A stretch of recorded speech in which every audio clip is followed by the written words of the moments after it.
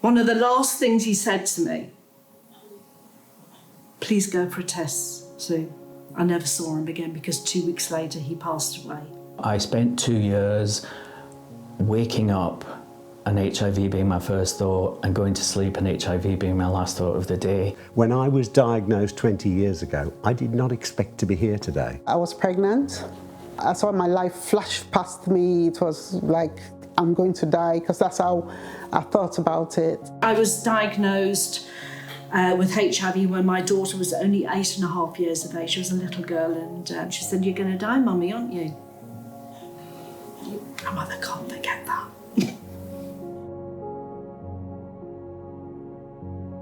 I had no idea of what HIV meant, so I immediately thought I was going to die young. But I got to a point where it became suicidal, and I just didn't know what I was doing, to be honest, or how to deal with it at all. World AIDS Day, a day where we commemorate, we talk about, we remember. I don't think we can ever forget the people that we lost and the fights that people had to get me to where I am today, living with HIV. You think about all the talent that was lost, all the creativity and the kindness and the joy of those people, because they just didn't have the option. It's hugely sad. And to know that that's not going to be my story is just remarkable. It's a celebration of where we are and how far we've come. Because we are on a fantastic journey, and what we've achieved in that 40 years is just fantastic. We've got to keep going and ensure that we all throughout the world achieve that target of 0 new transmissions by 2030. And the way we do that is together, by talking to each other, by supporting each other through testing and through treatment. It's a day to reflect. It's a day when we stop and we burn a candle. It's a time to be joyful and celebrate that, wow, we've got medication. Going back in history, probably about 95% of people would die from their first AIDS diagnosis. Now, today, we're probably looking at less than 1%. Stigma is something that's really, really massive and out there, and it's a big brick wall that I kind of feel that we are taking down one brick at a time. It's important we come together because we need to fight the stigma together. There's no way we're going to fight it on our own. HIV wants to attack our immune system.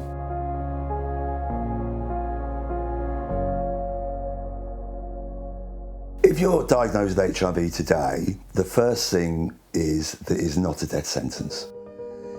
With treatment, people will live a normal life expectancy. I suppose I want people to know that HIV is not what it used to be. This is what HIV looks like. It's me living a happy, healthy life. I keep myself fit and well, and I enjoy life, and it's fantastic. I had dreams before I was diagnosed with HIV, and I want those dreams to come true. So anybody now has tested positive, I just would love to say it's going to be okay. I mean, we now know that people living with HIV who are on treatment, their viral load is fully suppressed, cannot pass the virus on.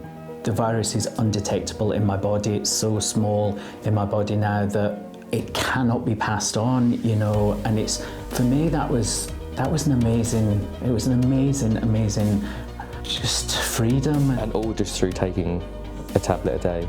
It's been life-changing. I don't think unless you've experienced it, you can understand what Eucrasiu means to somebody living with HIV, because the fear of ever passing HIV on to somebody was my biggest fear, and now I can't do that, which is amazing.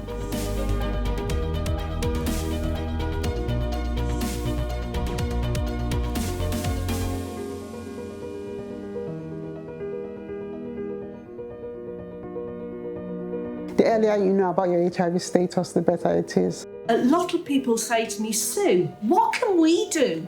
Test for HIV.